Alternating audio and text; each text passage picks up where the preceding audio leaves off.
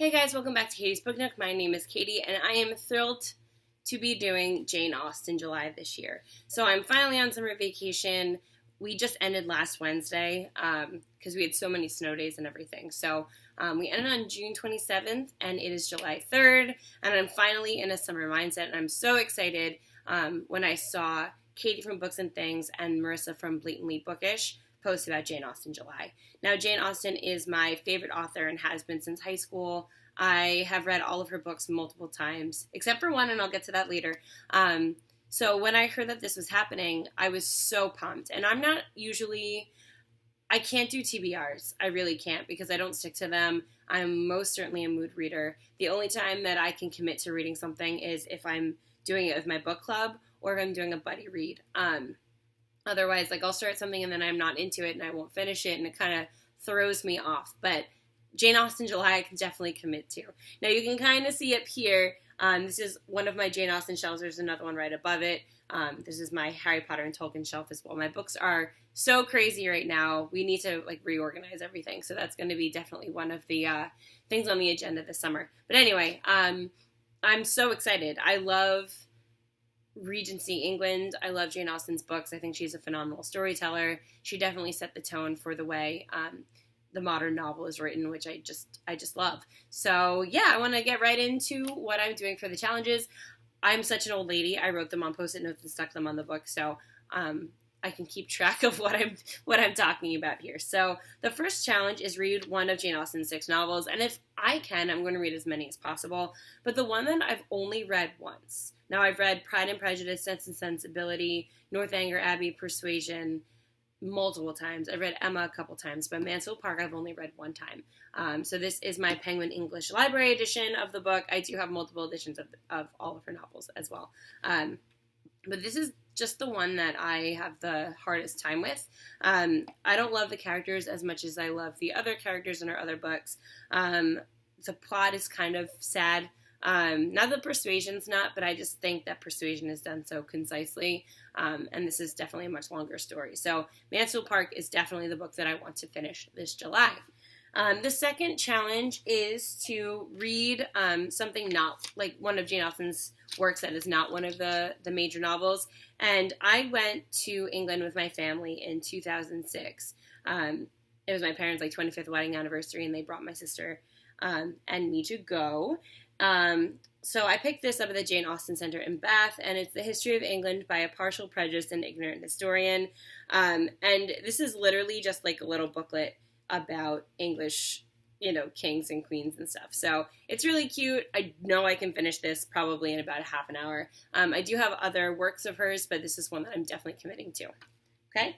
Now the third challenge is read a nonfiction book about her or the era in which she lived. And this is Jane Austen at Home by Lucy Worsley. I bought this literally the day it was published in Barnes & Noble, and I have not read it yet. So this is certainly on my list. I love Lucy Worsley. I've seen a couple of her TV specials that she's narrated on PBS, and I just love her narration style, so I'm really anticipating enjoying this one. Number 4 is read a modern retelling. I think this kind of falls into the category. I think Marissa had talked about this, but this is the Jane Austen Project by Kathleen A. Flynn. I believe there's time travel. I don't know. It looked cute. So I picked this up last time I was in Barnes & Noble. I have a ton of her modern adaptations as well. So, there's quite a few things I could choose here. Number 5 is read a book by a contemporary of Jane Austen. Now, this is the one I'm really struggling with. A lot of the classics, I looked through them all, and a lot of the classics that I have are Victorian or turn of the century, late 1800s, early 1900s. So I don't have a ton of books that were written in Jane Austen's era. What I am thinking about is possibly listening to Frankenstein on audio.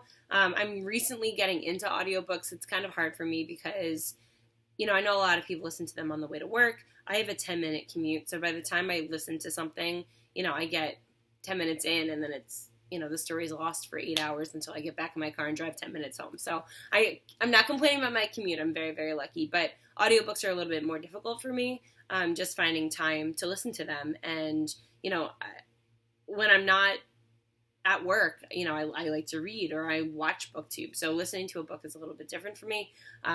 But yeah, that's a potential. I don't know if Tom Jones would count as a contemporary novel because it was written in the 1700s. So yeah, if you have any ideas for that challenge, please let me know. Okay, now this is probably one of my favorite parts of it. Number 6 is to watch a direct screen adaptation, and I have quite a few to pick through, so I will show you. This is my all-time favorite. It's my favorite Jane Austen novel. It's my favorite adaptation. But The Sense and Sensibility, I think it's from 95, and Emma Thompson, Alan Rickman, Kate Winslet, Hugh Grant, it's just so well done. And it's such a beautiful story, and it's so well acted. I love this movie so much. This is like a balm for my soul if I'm upset. So I definitely recommend this one if you haven't seen it. I also love, the 6-hour Pride and Prejudice, Colin Firth. This is a no-brainer. This is my snow day movie, so whenever I am home because it's too dangerous to drive and they've canceled school, I always watch this. I watched this 6 times this year, and it did not get old. So some people might think that's overkill, but I think it's so cozy, and even though it takes place like mostly in the springtime, I'm all about this movie on a snow day. Okay. I also love this version of Northanger Abbey.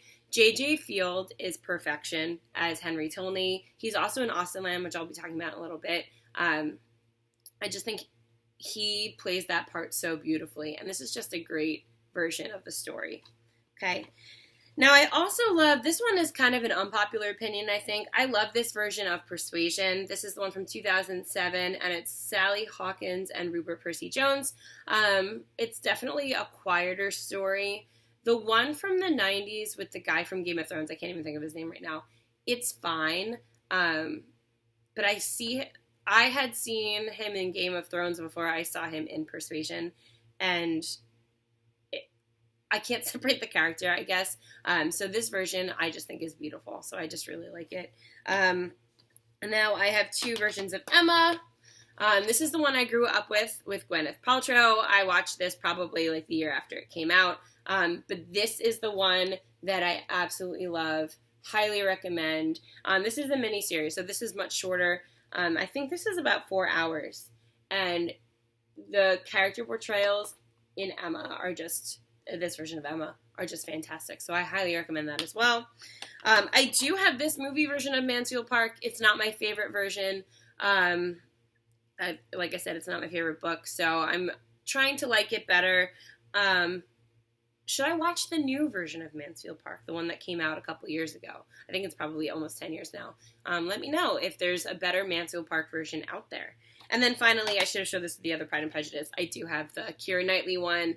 Not my favorite. It's fine. It's beautiful. The cinematography is beautiful, but I just think that the miniseries got it so right. This one falls a little bit flat. It's not bad. I've definitely seen this a bunch of times, but I prefer the one with Colin Firth.